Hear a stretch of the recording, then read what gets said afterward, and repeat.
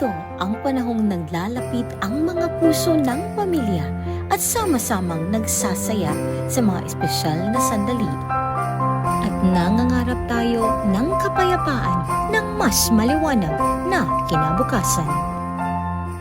Ngunit palaging may pag-asa, may pagkakataon para pumili ng ibang landas.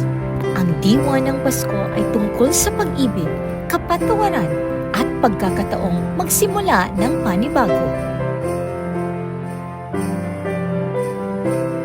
Ang ating pamahalaan ay nag-aalok ng landas pabalik sa kapayapaan at pagkakataong muling mabuhay ng payapa at tahimik.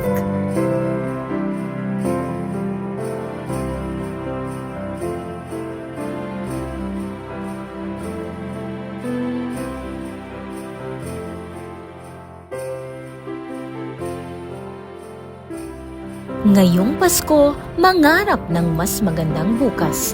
Hangad namin ang mapayapa na komunidad at tahimik na kinabukasan para sa iyo at sa iyong pamilya.